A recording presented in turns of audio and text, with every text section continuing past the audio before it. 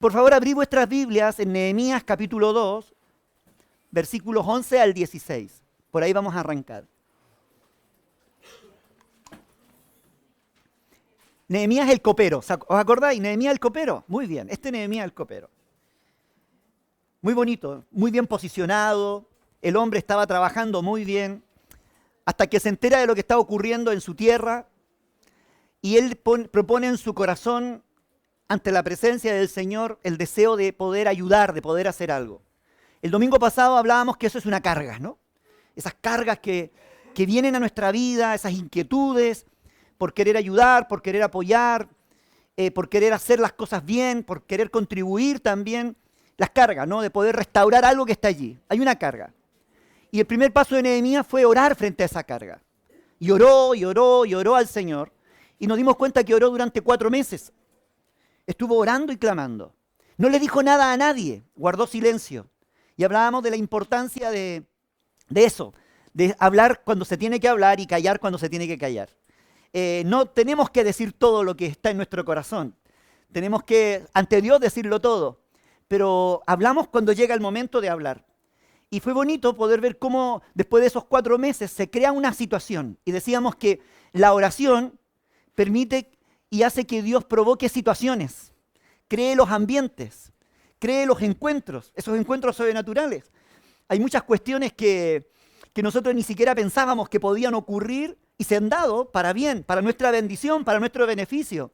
Y eso ha sido porque Dios ha movido los hilos, ¿no? De alguna forma, en su soberanía, ha movido los hilos porque alguien ha estado orando, ha movido los hilos porque tú los has estado buscando, tal vez en tu interior, has estado derramando tu corazón, haciéndole preguntas al cielo de alguna manera, y Dios ha provocado los encuentros sobrenaturales, ha preparado las instancias para que nos encontremos con Él, para que haya respuesta a esa oración, para que haya una salida a esa situación, etc.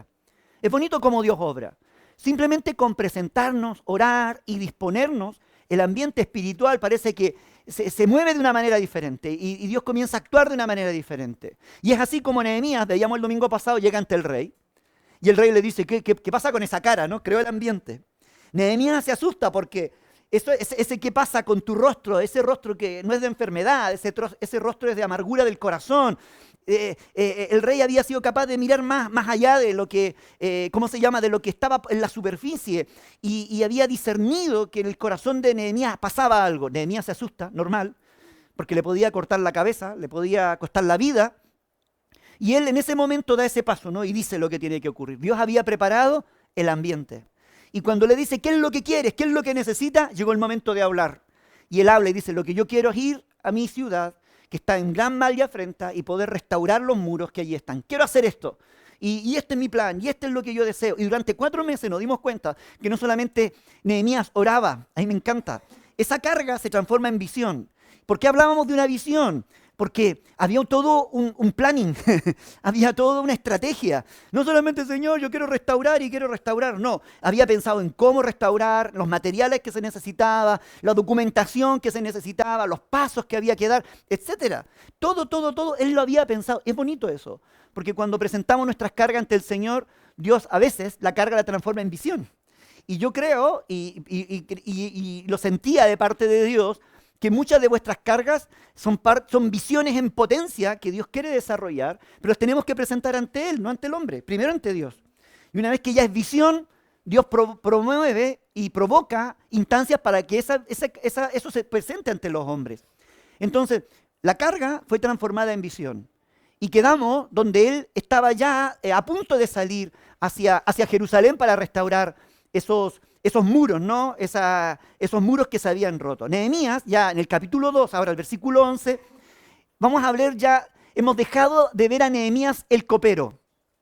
Hoy le he llamado Nehemías el constructor, aprovechando que estamos aquí rodeados de la construcción. Nehemías el constructor. Ya la visión o el deseo de construir ya pasaba a otro nivel.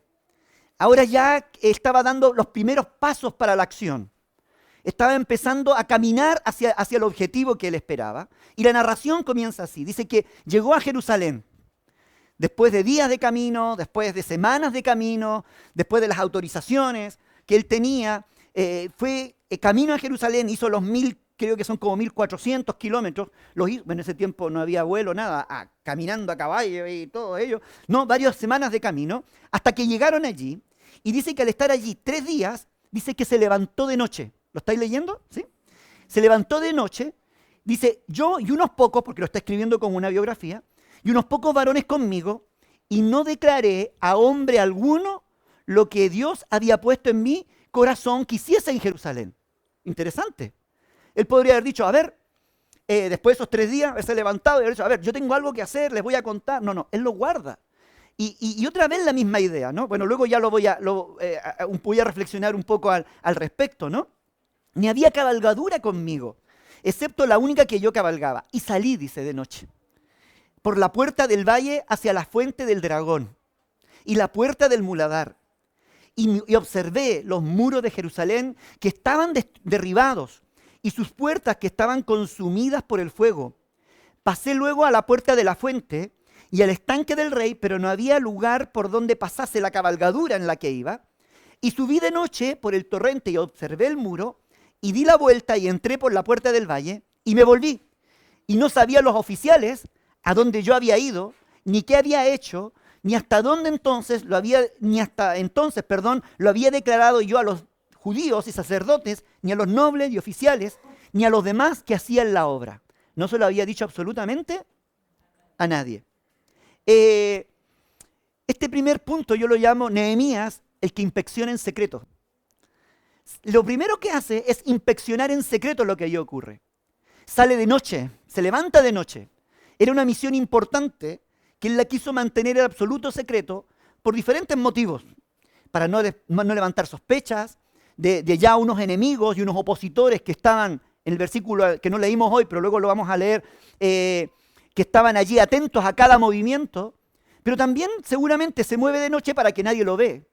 Tal vez se mueve de noche también para poder tener más espacio y caminar con mayor libertad entre las ruinas y recorrer la ciudad y ver en qué condición estaba y verlo con tranquilidad a la luz de la luna, a la luz de las antorchas. Yo no sé cómo lo habría hecho, pero dice que se levantó de noche. Era una misión importante que él quería supervisar y quería inspeccionar de primera mano, de forma personal. Él dice que se acercó y que simplemente llevó unos pocos varones consigo en esta inspección. No llevó a todos los que iban a trabajar, no. Esta primera inspección simplemente pidió la compañía de un número reducido de personas. Seguramente los escoltas, los más cercanos, porque iba a entrar a un lugar que iba a estar donde iba a estar en un estado de vulnerabilidad, se iba a encontrar a lo mejor en peligro, pero él lleva unos pocos varones consigo para poder mirar aquel lugar. Pero la clave de toda la narración, si os disteis cuenta, él siempre pasó mucho tiempo a solas. Mucho tiempo a solas. Nosotros, yo no sé cómo lo veis vosotros, si os gusta la soledad o no os gusta la soledad. Hay soledades que vienen sin que la pidamos, nos encontramos solos.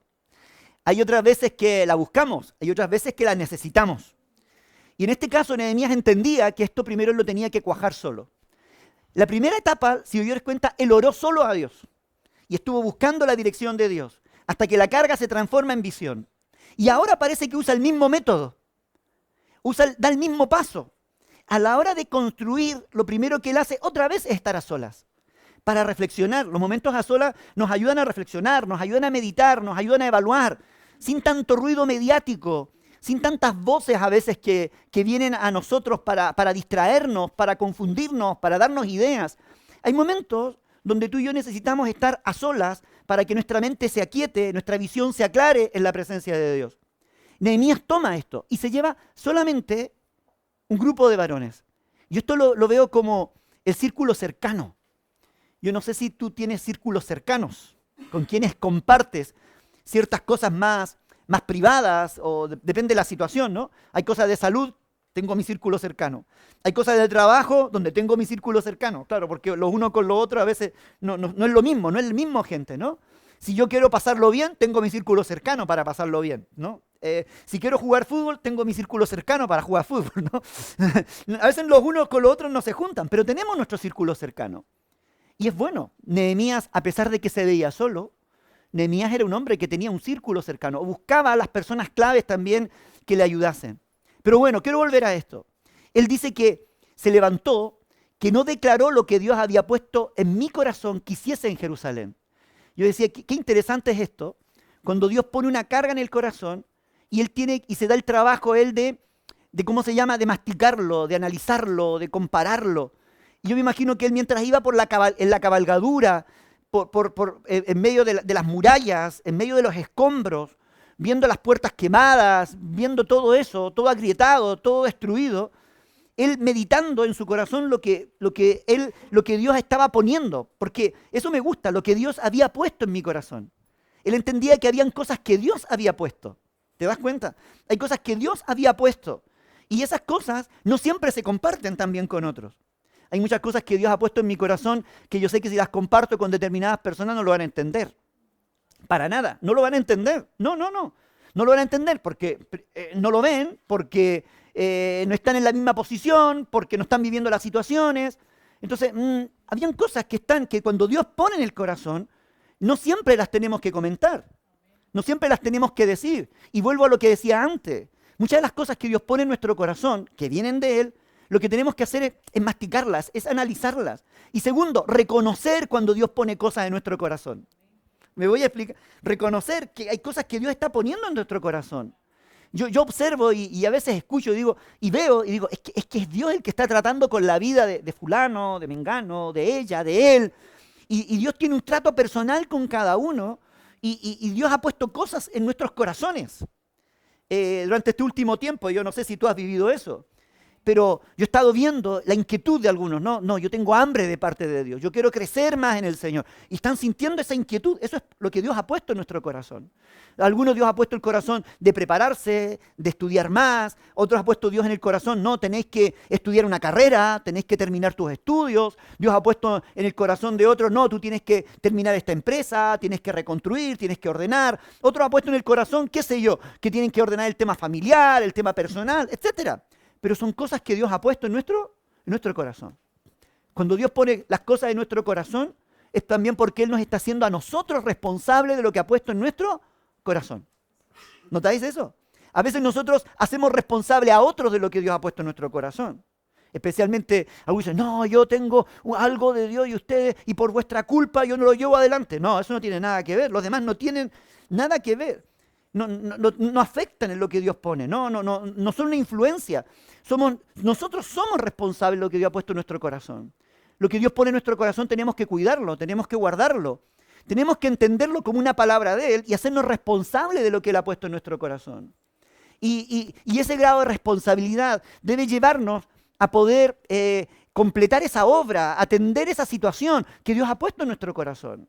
Hay muchas cosas que Dios pone en mi corazón que son mi responsabilidad. Y ni siquiera es responsabilidad de esta iglesia, me voy explicando. Es mi responsabilidad y las asumo como mi responsabilidad. Y frente a Dios las enfrento de esa manera. Entonces, eso de que Dios pone en nuestro corazón es bonito, es interesante, porque nos confronta con nuestra responsabilidad personal frente a Él, con nuestros desafíos personales frente a Él. Y primero es Él el que lo está poniendo en cada uno de nosotros. Nadie supo en este momento, hasta este momento, nadie sabía a dónde él iba, lo que él hacía, la incursión que iba a hacer a aquel lugar. Él no lo comentó con absolutamente nadie, simplemente lo guardaba en su corazón. El domingo pasado, para mí uno de los ejemplos más gráficos, por eso que lo comenté el domingo pasado y lo vuelvo a comentar, para mí uno de los ejemplos más gráficos de todo esto fue cuando vine la primera vez a España. Y vengo a España con algo, con una carga en el corazón, que tenía que confirmarse de alguna manera. Pero llegar al lugar y empezar a ver, a conocer España, me acuerdo que llegué a Madrid, de Madrid me mandaron a Cádiz, de Cádiz allí a Córdoba y de Córdoba a Bilbao, pero esa avenida me acuerdo que empezó a abrir, pero había una carga en mi corazón, yo no la comenté con nadie, no le dije a nadie y no le había dicho a nadie que había una carga fuerte en el corazón, solamente lo sabía mi mujer y un par de amigos en Chile. Pero cuando llego acá, empiezo a mirar las cosas con otra mirada. Ya no era la mirada del turista. Claro, hay gente que viene y me dice, ¡ay, es bonito España, las murallas, esto, aquello! Pero cuando yo vine, ¿sabes? Yo no miraba solamente que había ciudades amuralladas, que era muy bonito, que habían castillos, que había esto, que había lo otro, esa parte turística. Dios me empieza a abrir los ojos y me empieza a mostrar la carga, la necesidad. Pasear por los pueblos y que no había iglesia, para mí era una locura. Que no habían de las iglesias nuestras, ¿no? Habían iglesias católicas y todo aquello, la tradición, pero que iglesias nuestras no habían.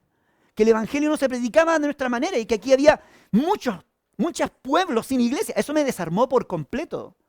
Esa voz que había en mi corazón, ese llamado, esa carga, esa visión que Dios estaba poniendo, se transforma en algo grande y se confirma, se complementa con lo que comienzo a ver aquí en este lugar. Y digo, eso es lo que Dios quiere. Luego cuando Dios dice, yo te quiero traer aquí, yo digo, por supuesto, yo quiero hacerlo, por supuesto, ¿no? Manos a la obra, lo quiero hacer. Pero eso que está en el corazón, cuando comenzamos a verlo, cuando estamos in situ, evaluando la situación, como decía aquí yo, inspeccionando en secreto muchas veces, sin que nadie lo sepa, pero nosotros estamos inspeccionando, viendo una necesidad y una realidad, Dios vuelve allí a confirmar. Dios, ¿qué es lo que hace? Aclara, Dios ordena, Dios confirma, nos indica, esto es lo que yo quiero para tu vida. Y eso es bonito, a mí me gusta. Yo no me muevo si Dios no confirma en mi corazón. Porque puede haber una carga, puede haber una visión, pero la confirmación está cuando estamos en el lugar. ¿Sabes? Hay alguien que me dice, ¿tú cómo sabes que algo es de Dios? Porque lo sé. ¿Pero cómo lo sabes? Sencillo. Siento esa convicción. Esto es. Y cuando llegó el momento, este es el momento de viajar. Este es el momento de esto. Cuando conocí a Sara, esta es la mujer con la que me tengo que casar. Así, pero claro, no, esta es la mujer. 4 cosas y ya, esta era la mujer, ¿no? Este es el lugar donde aquí tengo que pastorear, aquí tengo que hacer. No sé si me explico. Dios es un Dios de convicciones para nuestra vida. Cuando Él pone una carga y estamos en lo secreto, estamos inspeccionando, estamos viendo, Dios reafirma lo que Él quiere para nuestra vida, diciendo, esto es lo que yo quiero. ¿Te das cuenta? Y a veces la gente no espera ese momento. No espera ese momento. Se mueve antes que Dios diga, ahora es el momento. Antes del pistolazo de salida. Antes de la confirmación. No se mueve en base a esa obediencia a esa voz de Dios. Si nosotros queremos avanzar en nuestra vida a otro nivel, necesitamos convicción en nuestra vida para hacer su voluntad. ¿Sí? Si queremos avanzar a otro nivel, no podemos guiarnos por sentimentalismo, no podemos guiarnos solo por la carga, no podemos guiarnos solo porque hay una visión, no. Tenemos que esperar el momento. Ahora llegó el momento, ahora lo vamos a hacer. ¿Te das cuenta? El ahora. Y eso es lo que, para eso era la inspección que Nehemías estaba haciendo. Estaba mirando, estaba observando. Aquí, una de las características que veo yo aquí es que era una inspección minuciosa porque dice, salí, subí, entré, observé, miré, y me metí por aquí, di la vuelta por allá. Cuando uno lee, es muy descriptivo lo que hace Nehemías. Es decir, hasta el más mínimo detalle él fue observando. Y cada vez que él observaba, me lo imagino yo, era información que venía a confirmar lo que Dios había puesto en su corazón. Era una manera que Dios le decía, ves, por esto yo te traje, ves, por esto yo quiero que tú lo hagas de esta manera, por esto. Y es confirmación lo que Dios va trayendo. Es importante poder tener claro que lo que Dios quiere para nuestra vida es algo, es eso en específico, pero a la hora de inspeccionarlo, es bueno verlo desde esa óptica de lo que Dios quiere para nosotros. Nehemías pudo avanzar en eso. Yo veo esos 4 elementos. La importancia, ¿no?, de avanzar solo, la importancia de cumplir esta misión, la importancia de tener una reflexión privada, solitaria, la importancia de inspeccionar de manera minuciosa aquello que Dios ha puesto en nuestro corazón y verlo en el contexto, analizarlo en el contexto. Es importante para nuestra vida, porque eso es lo que luego Dios va a ayudarnos. ¿Para qué? Para poder construir. La segunda etapa, ya Nehemías rompe ese círculo, después que inspeccionó, después que observó.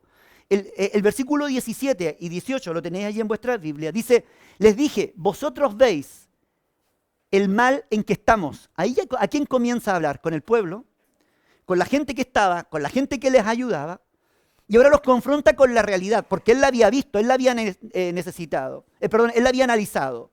Y dice, vosotros veis el mal en que estamos, que Jerusalén está desierta, sus puertas consumidas por fuego. Venid y edifiquemos los muros de Jerusalén. No estemos más en oprobio. Entonces les declaré cómo la mano de Dios, de mi Dios, había sido buena sobre mí, y asimismo las palabras del rey que me había dicho, y dijeron, levantémonos y edifiquemos. Así esforzaron sus manos para bien. Si os dais cuenta, él no enfrenta, no motiva a la gente sin él tener una visión clara, sin él tener convicciones, sin él estar seguro de lo que se tenía que hacer, tenía que hacerse, ¿no?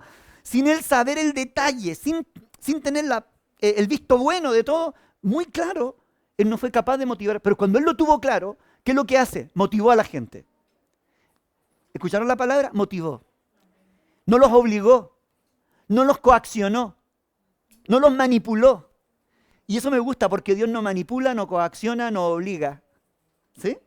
Dios no te anda diciendo, si no te vas aquí, te van a caer las 10 plagas, más 2 que más me puedo inventar, todas las 4, 14 plagas, ya está, ¿no? Las de Egipto y otras más, qué sé yo, ¿no? No usa esa manipulación, esa coacción, no. Yo siempre me doy cuenta que Dios es un Dios que motiva. Nos motiva desde, y los motiva, no sé si os dais cuenta, pero aquí Nehemías lo que hace es decirle, ¿veis cómo estáis? ¿Ven la condición en la que se encuentra? Abran vuestro ojo, porque yo lo he visto, ¿eh? Yo ya he visto lo que pasaba. Muestra o los motiva a entrar en razón. Es como cuando uno le dice a los hijos, no, pero has visto lo que has hecho, te das cuenta la gravedad de la situación, no te tienes por qué equivocar. Claro, que reaccionen, ¿no? Apelando un poco al sentido común, a la inteligencia, ¿no? A la razón, básicamente. Y él motiva desde la razón. Vosotros veis el mal en que estamos. Jerusalén está desierta, sus puertas consumidas por fuego. Miren alrededor, las puertas están consumidas con fuego. Miren alrededor, las murallas están caídas. Miren, está todos los escombros aquí amontonados. ¿Lo podéis ver? Motiva desde la razón. Y no solamente los motiva desde la razón, sino que luego los anima y le dice, hagamos algo al respecto. Cuando alguien está motivado, motiva también a otros, ¿no? Es así. Algo que, no sé si, a mí me encanta, yo por lo general estoy motivado cuando hago las cosas, ¿no? Y me encanta motivar a los demás, y lo hago con entusiasmo, lo hago con alegría, con sonrisa, y es independiente de cómo uno puede estar a veces cansado, agotado. Pero, ¿por qué? Porque entiendo que si uno está animado, anima a los demás, ¿no? Que si uno motiva desde esta posición, ¿no? Del entusiasmo, la gente se entusiasma también a ir a otro. La buena motivación también, basada en la convicción de uno, siempre da fruto. Porque la motivación no pasa por un sentimentalismo barato. Y hay gente que veo que a veces nos quiere motivar porque en ese momento está sintiendo algo, ¿no? Se vienen arriba, no, lo que tenemos que hacer es comprar otro lugar. Pero al día siguiente ya no quiere comprar nada. Y uno ya los lee, si no, esa es una motivación basada en los sentimientos. Y las motivaciones basadas en los sentimientos duran el momento. No, y ahora lo que siento es que esto se acabó. Ahora lo que yo siento es que hay que tirar para adelante. Ahora lo que yo siento es... Eso se acaba. Pero una motivación que está basada en las convicciones es diferente. Son las que se sostienen en el tiempo. Porque como siempre decimos, los sentimientos van y vienen. Pero las convicciones, que hay una gran parte racional en ello, nos ayudan a mantenernos firmes en aquello que hemos creído o en aquella responsabilidad que hemos asumido, en aquel compromiso. Y él eso es lo que está haciendo aquí. Apelando no a sus sentimientos, sino mira lo que ocurre.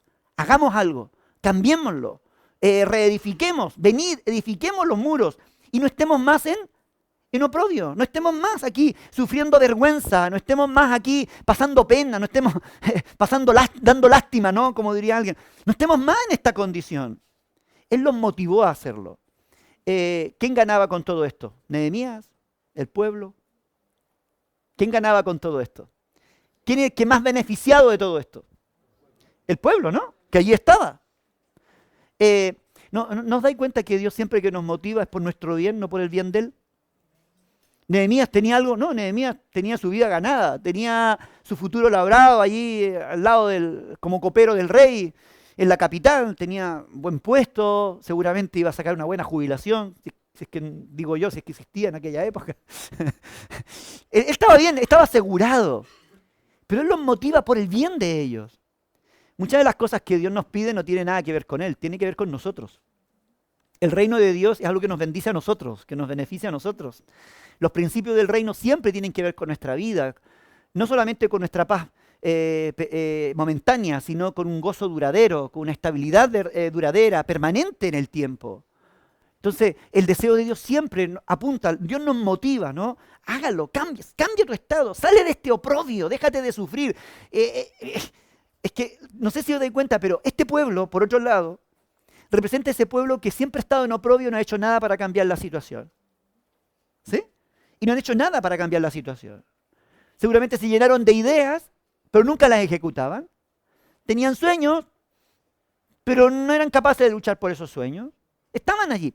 Y el llamado de Nehemías es: salgamos de esto. No estemos más en esta situación. No estemos más en oprobio. ¿Sabe? Y eso es lo que Dios quiere de nuestra vida. Puntos finales al oprobio. Que los oprobios, que las situaciones con las que seguimos luchando se acaben y podamos avanzar en nuestra vida a otro nivel, a otras realidades. Luego Nehemías, para motivarlos, él no solamente usa la razón, los motiva hacia la acción, sino que él los motiva con su testimonio. No hay nada que nos motive más que ver el testimonio de otro. ¿Cuántos de aquí tienen un testimonio que contar? Un testimonio de lo que Dios ha hecho en su vida, ¿no? Tu testimonio motiva a otros. Porque todos dicen: ¡buah! Si Dios cambió a Néstor, con más razón, yo no estoy tan mal, dicen, ¿no? Si Dios cambió a Carlos, yo no estoy tan mal, ¿no? Si Dios cambió a Dani, no estoy tan mal, ¿no? Dios no me puede cambiar a mí. Y él saca su testimonio aquí, y me gusta. Porque una manera de motivarlos es decirles: oye, les dice, les declaré cómo la mano de Dios había sido buena. Dios es bueno. Si yo he llegado aquí es un milagro.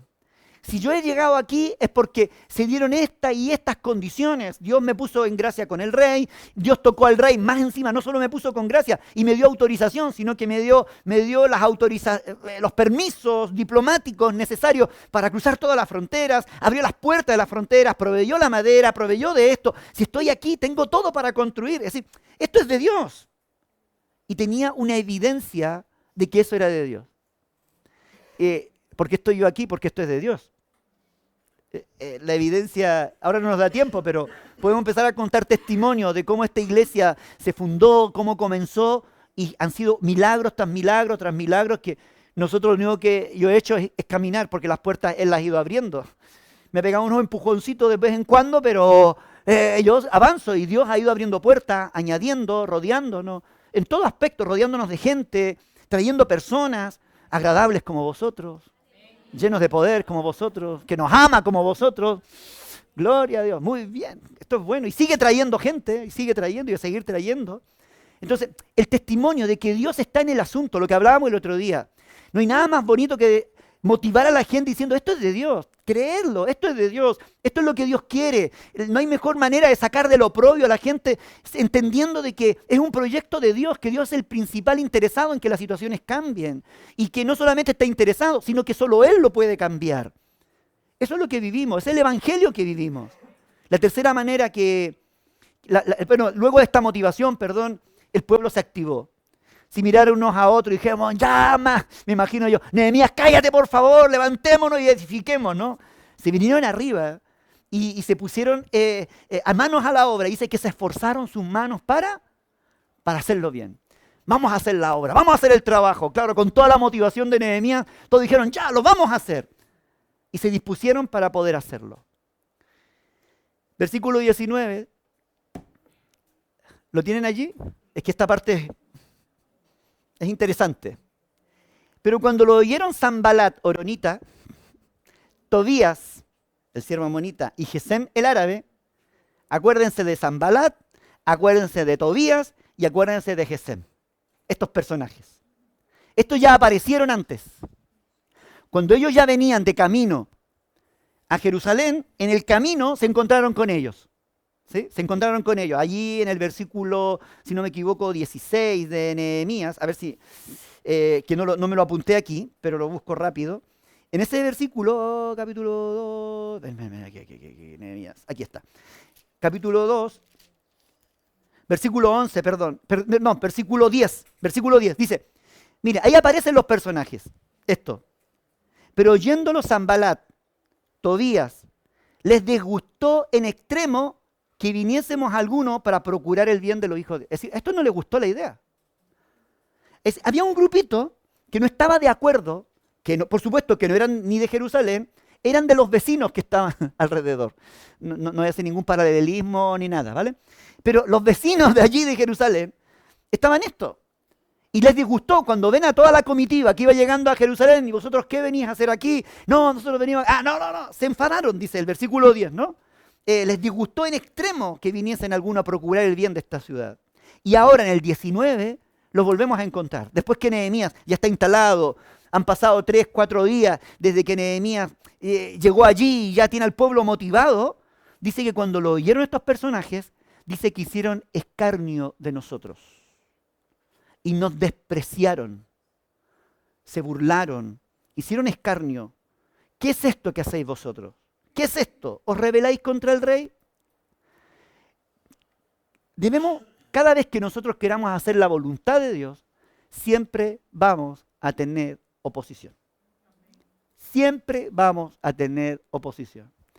Y cuando digo oposición, no digo simplemente una opinión diferente. No, digo gente que va a ponerle palos a las ruedas para que nosotros no cumplamos con lo que Dios quiere. Para que no llevemos a cabo.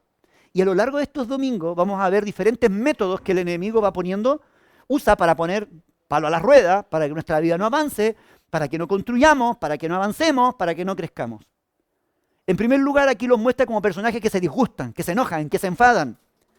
Yo siempre digo, ¿por qué la gente se enfada cuando nosotros queremos cambiar para bien? Nos ven toda una vida sufriendo, nos ven toda una vida a veces metido en vicio, otras veces deprimido, nos ven tristes, nos ven con ataduras, pero el día en que decidimos servir a Dios y nuestro rostro cambia, nos quedan mirando y dicen, ¿qué has hecho con tu vida? No sé si... ¿Y ahora te vas a hacer evangélico? ¿Estás loco? Es decir, nos amaban más deprimidos, con vicios, con tonterías, que la nueva criatura que ahora somos. ¿Te das cuenta? Lejos de aplaudir y decir, qué bueno que mi hija, que mi hijo ha cambiado, hasta se ve más guapo, bueno, no tanto, pero se ve mejor, qué sé yo, ¿no? En vez de alegrarse y todo eso, ¿y qué? ¿Dónde te has metido? Viene inmediatamente, palo a la rueda, es decir, lo sacan del alcoholismo algunos, de verdad. Yo conozco historias de hermanos que conocí yo, que Dios los había sacado, eran tipos violentos, que llegaban a la casa, nos decían buenos días, daban el guantazo, después preguntaban cómo estaba la mujer, las pobres mujeres sufrían. El día en que ellos se transformaron, la mujer se enfadó. Sí, se enfadó. Yo te prefería como antes que estés metido por allí. Ah, sí, le dije, bueno, voy a ir a tomar y vuelvo. Voy a ir a beber y vuelvo, a ver si te va a gustar. Dije, no, quédate como estás, le dijo la mujer. No, eso es verdad. Quédate como estás. Pero no sé si me logro explicar, es decir, hay transformaciones que Dios hace tan profundas, pero siempre hay alguien que se disgusta. Son los que representan a Sanbalat y Tobías. Sanbalat, Tobías y Gesem representan a la gente que se enfada con las cosas buenas que le ocurren a otros. Que no les gusta que la gente progrese. Que no le gusta que la gente sea libre. Que no le gusta que la gente se restaure. Que la gente cercana se restaure y menos la lejana. No les gusta. Es una lucha con la que ellos tienen constante. Y es parte de la oposición que se levanta. Y en este momento, aquí, cuando ellos ya, por fin está el pueblo animado, aplaudiendo, yo no sé si estarían gritando, vamos a restaurar, ilusionados, aparecen ellos, para burlarse, para reírse, porque no solamente se oponen, sino que luego se burlan y se ríen de quienes están en esos procesos o están en esos cambios, porque dicen, esto no va a llegar a ninguna parte, esto ya se te va a pasar, ya se te va a acabar. Esto no va a durar. Y eso es lo que están haciendo aquí. Dice que ellos hicieron escarnio. Y dice, y nos despreciaron. Nos miraron en menos. No solamente los ridiculizaron. Bueno, los ridiculizaron, hicieron escarnio. Allí dice que hicieron escarnio significa balbucear, tartamudear, repetidamente palabras de escarnio sobre otro. Es decir, burlarse. Se burlaron, los ridiculizaron. Hicieron escarnio de ellos. Y luego dice que los despreciaron, los ningunearon. Ustedes son incapaces de hacer esto. Qué fuerte eso, ¿eh? Y el enemigo se encarga de esas cosas. Tú nunca vas a cambiar. ¿Has escuchado esa vocecita interna a veces en tu mente? O no interna, a veces la externa, ¿no? El amigo de turno, el pariente de turno, que te dicen, ¿tú crees que va a cambiar? Nah, ditas más vamos a mandarle las mismas, espérate. O nuestra voz interna, que a veces nos dice, no, tú no vas a cambiar. ¿Tú crees que tienes? No, tú eres débil, tú eres cobarde, tú eres frágil, tú no tienes fuerza de voluntad, tú no tienes, ¿no? Tú no puedes. Va, y nosotros ahí nos vamos apagando como una vela, ¿no? Nos vamos consumiendo y empezamos a escuchar. Esas voces no vienen nunca de Dios. Esas son voces que vienen del enemigo, esas voces vienen de esos Sanbalat, Tobías espirituales que están en nuestro alrededor, con rostro o sin rostro, que lo único que quieren es detener el avance y lo que Dios está construyendo en tu vida. Tú eres una persona en la cual Dios está construyendo algo nuevo, está haciendo una vida nueva, está restaurando una vida nueva. Obvio que hay cosas que aún nos faltan. A mí me falta, llevo 30 y tantos años en el Evangelio, perdón, en el ministerio y otros tantos en el Evangelio, y me falta un montón. ¿Qué más para vosotros que estáis empezando? Falta, pero se puede en el Señor. Podemos avanzar en el Señor. No escuchemos esas voces de lo que se puede, porque claro, humanamente no podemos. Tus fuerzas no pueden. Nuestras herramientas que tenemos no son suficientes, pero me encanta lo que dice Pablo. ¿Todo lo puedo? Dígalo, 2, 3. ¿Todo lo puedo? En Cristo que lo fortalece. Y si Dios es por nosotros, ¿quién contra nosotros? Todo lo podemos, porque no es con ejército ni con espada, es con su Espíritu Santo. Es su Espíritu obrando en nosotros. Así que no tiene que ver con que yo no puedo. Claro que no puedo. Yo muchas veces digo, por supuesto que no puedo, pero Dios puede. Claro que no tengo la fuerza, no tengo a veces la capacidad, pero Dios lo puede. Y esto como no lo hago yo, lo hace Dios, yo me relajo. Esto es del Señor. Y donde está Dios, las cosas van a salir siempre, van a avanzar hacia adelante. Así que, aunque venga la burla, va a venir el escarnio, van a querer avergonzarnos, ¿no? Van a querer despreciarnos, van a querer afrentarnos, deshonrarnos muchas veces. Cuando queremos construir, cuando estamos muy entusiasmados, animados construyendo. Eso es así, eso va a ocurrir siempre. Y no importa en la etapa que estemos comenzando, llevamos años en el Evangelio, igual vamos a correr, vamos a pasar por ese tipo de pruebas. Pero ¿saben qué? Dios está con nosotros, sacándonos en victoria. Segunda de Corintios, capítulo 4, 8 al 10, lo puede apuntar allí, que estamos un poco en la línea de la que leyó Jorman hace un momento, Jorman. Que estamos atribulados en todo, mas no angustiados. ¿Lo tiene? Búsquelo, por favor, búsquelo. Segunda de Corintios, capítulo 4, versículo 8.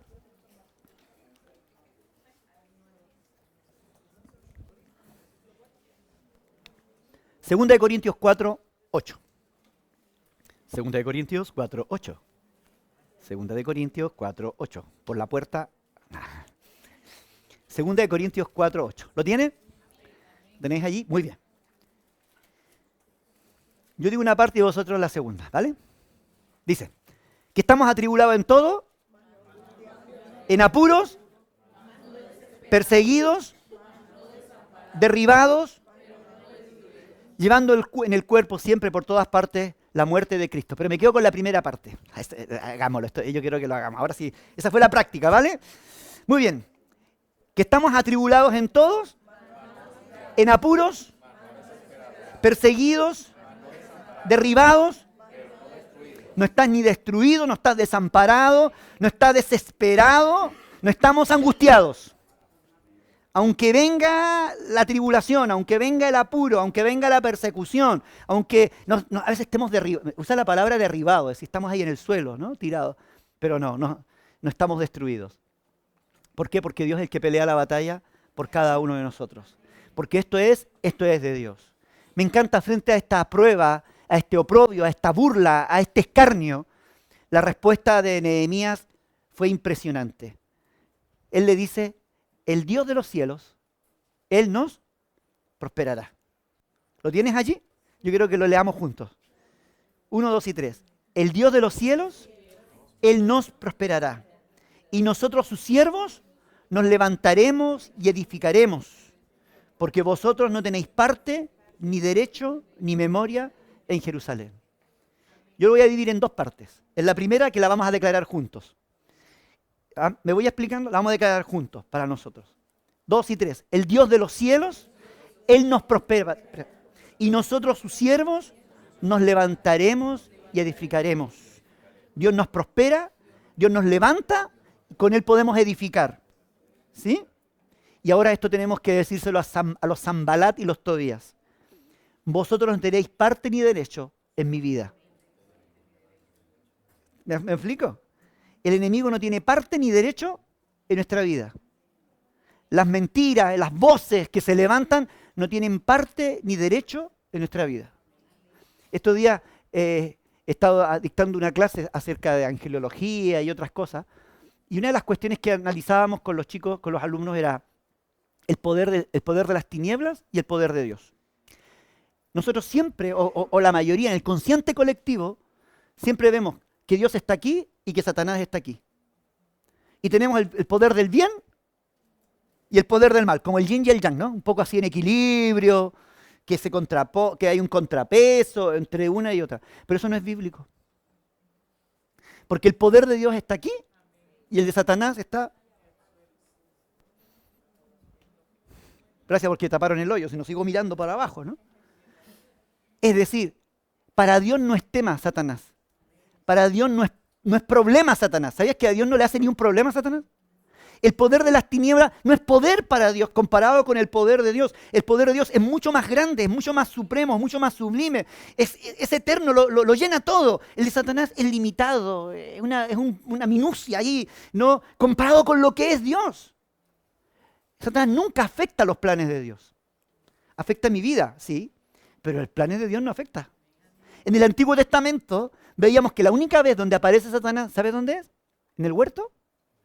Intentando engañando a Adán y Eva, y luego aparece en Job.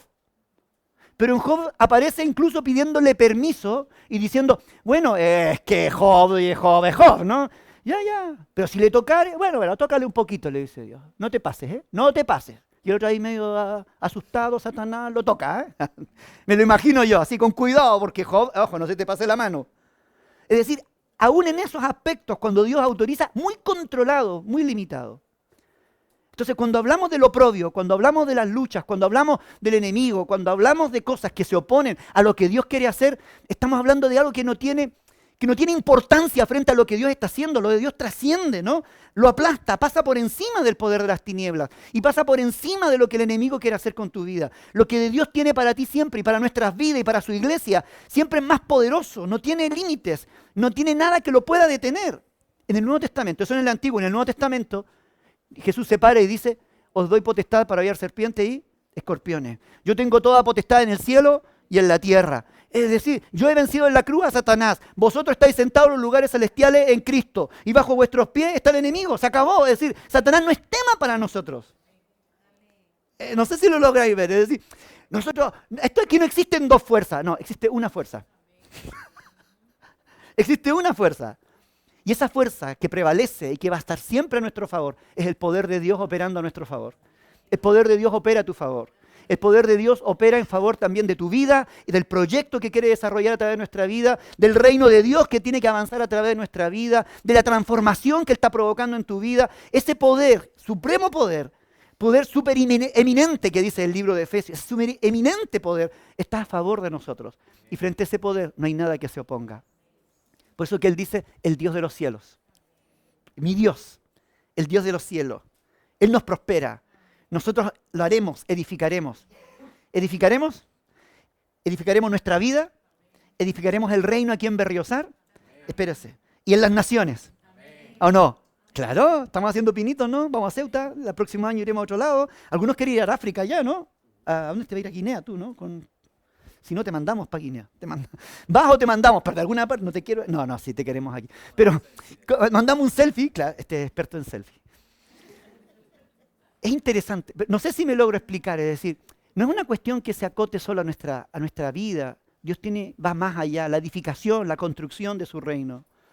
Termino con 3 ideas, simplemente las nombro. Un líder con una visión clara es capaz de motivar y avanzar, aunque haya oposición.